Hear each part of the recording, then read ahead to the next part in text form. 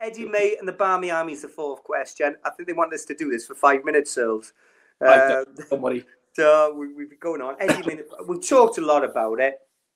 And we talked about the great man in being Eddie May and how instrumental he was to us as players, as people too. You know, you kind of define who you are through that team. But again, is there anything we can add to that with Eddie? I just see him with that big beaming smile. You know, like he'd have a go with you, and then when you done what he wanted or the level that he was trying to get you to, this big smile would say everything. And then he'd put his big arm around you, and that would be enough for me to go, yeah, I'm okay here.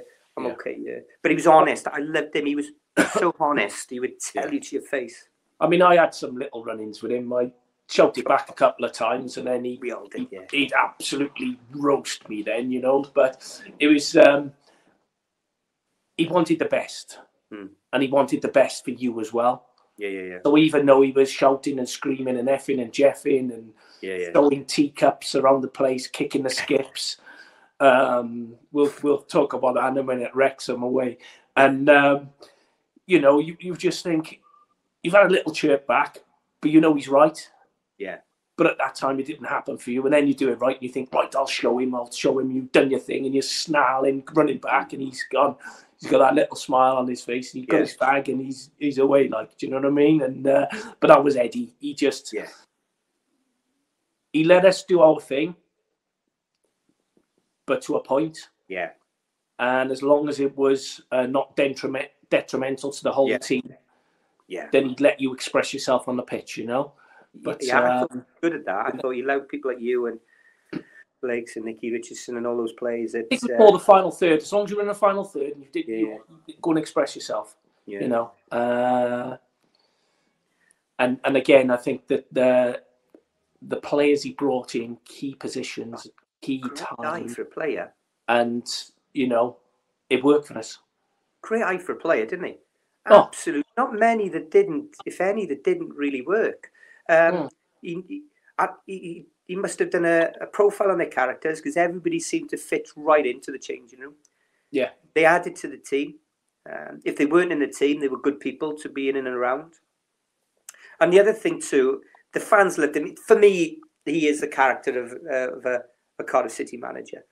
And the reason it was such an enjoyable time was the closeness of the club, the players, the board, the manager, and the fans. Most importantly, I mean, they were just incredible. Going away was an experience, wasn't it? The Ayatollah, I remember that time. Ooh, and then you know, just the little dances, the singing. You know, I see some of the YouTube videos, and just you know, in the Grange End, just falling forward, everybody from the Bob Bank.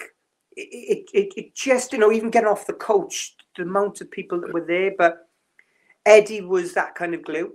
They kind of came into Eddie, and I think they enjoyed the fact that group of players in the Eddie May Barmy Army, as the question puts it, were so open. We enjoyed it. We enjoyed being with supporters. We went out because it was at that time everybody did. That was football. But everybody in that group had time for the supporters. Yes. And I thought the supporters were great with us. You know, if you're having a bad game, they give us a bit of time. Yeah, and I mean, you know, sometimes when you've gone out on a Saturday night or we've lost the game or something, and someone's gone on about the game, and you've gone, oh, here we go, and you know, I didn't have the best of games, blah blah blah. Do you want a pint? You'd have a chat with them, and that'd be it. Then you'd be all done, dusted, you know, and there'd be no animosity. You'd be on it then for next week, then to get back to you know, playing and doing your bit, like, you know. I love the atmosphere. We've got to talk about my goal at Shrewsbury. Have we mentioned that? My goal at Shrewsbury. Have we mentioned that? Well, from Greenstone, The next game's come for. We go there. We've got to win that to win the league. I can remember Nicky Plattner, who was another good left back. With Frank's days. There's no pre-season. Nicky Plattner, we'd go, be injured first day, pre-season. Wouldn't do a bit. But he was the fittest man in the world, Searles. Up and down, up and down. He'd be fit for the first game of the season, up and down. So he's playing for Scunthorpe. So he sees me before the game. Pez, what's happening here? And he said, because we had that bonus, which Rick Wright was clever of insuring it. I think it was Lloyd's, that if he paid it out, he would have his money, and his brother put a bet on us to win the league, I believe. Yes. So he was starting to pay for any team that was playing Barnet, that was second. They were playing at Barnet. He was putting them up in hotels, his brother. Yeah. I'll pay for that. Get yourself paid for the game, son. Make sure you're all right for the game. And so we go there, and we go, flipping heck. We're going up the motorway, and it's Ayatollahs. Every car is... The Ayatollah's driving all these cars. Yeah. Thinking, I mean, well, I knew we'd take a supporters. We get there. Can you remember? And the police are going, oh, we can't let them in. Go, how many of them? 1,000, he said. And at the end, he said, we're going to have to let them in because they're not going to go home, the Cardiff City supporters. We had three of the stands. We had the goals, remember, and the two widths. If you remember, we took the home end. Yeah. And the home end went in the actual away end. Yeah. And it was just carnage, mate. I remember, honestly, God, I knew we were going to win. And before I even went there. We know, mate. Yeah. Just go there and you just hairs on the back of your neck and everyone's singing. You've already won promotion anyway. And it could have been quite easy to just go, oh, well, we've won promotion. But no, we're all winners. Got that medal. Yeah. I want that. Got that medal. I want to win that. I want to win.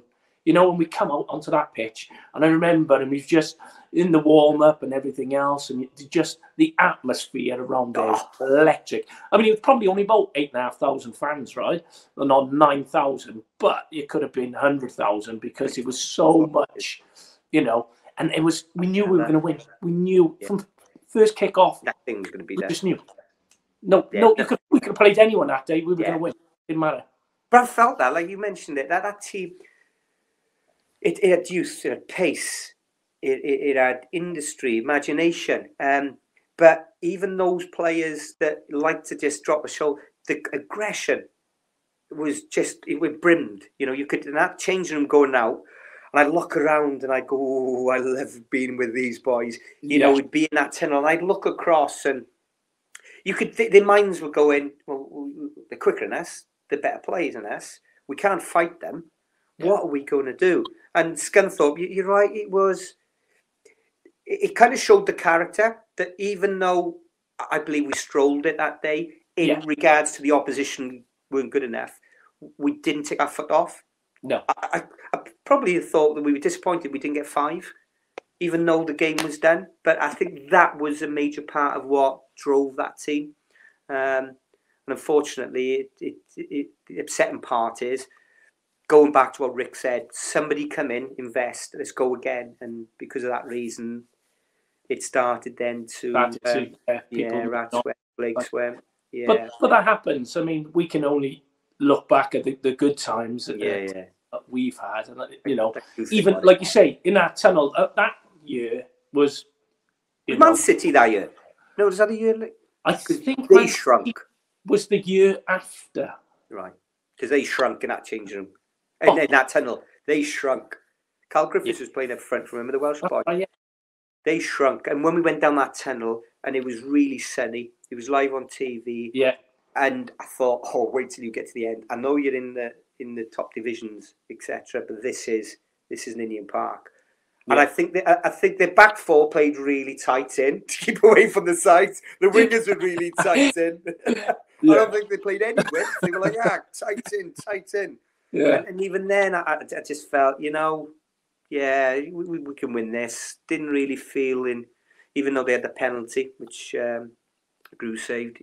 Yeah. I thought that was another example of when we're together, as in fans, board, management, players. Cardiff City and unstoppable. Yeah. It's getting that right. Yeah, of course, yeah. And I think that's testament to the club then, because they've got the right people in the right places and everyone buys into it then, you know. And once you buy into something, as long as everyone's pulling their weight and doing their thing, you can achieve a lot. Yeah,